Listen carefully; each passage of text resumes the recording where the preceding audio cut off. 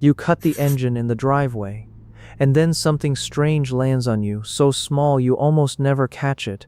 You don't remember driving here. It's not that the details are blurry, it's that there are no details.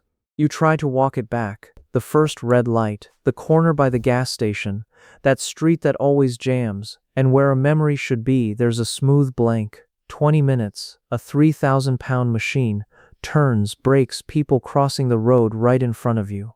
And you weren't there for any of it. Notice this right now, before it slips. Because it's so easy to let it slip, you got home in one piece, the car's parked, so your brain stamps the whole thing went fine and moves on. But stay with me a second here, inside this car. Because this is one of the strangest scenes that repeats in your life, and you've never once looked at it up close. You frias den ofte in himver, Sandbrit.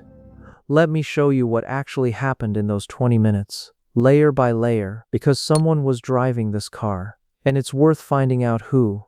Do this with me, from memory, right now. The drive from home to here, or from here to work, doesn't matter, the one you do every single day. Try to recall one specific moment from the last time, not the route in general, which you know by heart. One real instant. The color of the car ahead of you, what was on the radio, whether it was sunny. You're going to hit something uncomfortable. You remember the drive as a concept, you know you took the avenue, you know where you turn. But the episode itself, the film of those minutes, isn't there. It wasn't erased, it was never recorded. And look, you did everything right, stopped at the red, used your signal, slowed for the speed bump, let someone merge. Every one of those was a precise motor decision, at exactly the right moment, and you pulled them all off without a single mistake, and without witnessing a single one. This has a name. Researchers call it highway hypnosis, and it's the everyday cousin of something bigger, automaticity. Your mind's ability to take a sequence of actions you've repeated 1,000 times and run the whole thing with nobody supervising, like a program that doesn't need you watching the screen anymore. It's the same thing that let you tie your shoes today without thinking about a single loop. In the beginning, when you were a kid, or when you were learning to drive, every move took all of your attention. You'd sweat, grip the wheel, count the steps in your head, and then with repetition, the task sank. It dropped from a floor of the mind that needs you present to a floor that runs in the dark. It was a gift. It freed your attention for other things. But that's exactly where the trick lives. You what you out imaging farken. This channel is for the people who notice things like this and didn't know they had company. Glad you found it. Because the obvious question is this. If you weren't driving with your attention, where did your attention go? It didn't switch off. You didn't black out. You were awake, eyes open, responding to the world the whole time. Your attention was just somewhere else. And this is where it starts to get under your skin. While your hands and feet were driving, you were doing something else. Probably an imaginary argument, or chewing on an email, or building dinner in your head, or rehearsing the thing you should have said yesterday. Your mind was wandering. Scientists call it mind wandering, and it's doing it almost half of every waking hour. Half. And when the mind wanders, it lights up a specific circuit in the brain, with a name that sounds like science fiction, the default mode network. It's the me network, the one that writes the story of your life, rehearses the future, replays the past, keeps up the feeling that there's a central character called you. Here's the turn. That network, the one that runs the you who narrates your life, is not the one that drove the car. The car was driven by an older, quieter, procedural system that learned the route the way your thumb learned your phone's passcode. Two systems, running at the same time inside the same skull. One was piloting the machine. The other, the one you call me, was in an imaginary courtroom, winning an argument that ended days ago. And the memory? Episodic memory, the one that records the events of your life as scenes you can revisit later, has one simple, unforgiving rule. It only records what your attention witnesses. No attention present, no recording. The tape didn't come out bad. It's that nobody pressed record. The 20 minutes happened. They were real. You were alive for every one of them. But the only system that could turn them into a memory was busy being you somewhere else. You cuss that the details are blurry. It's that settle for a second.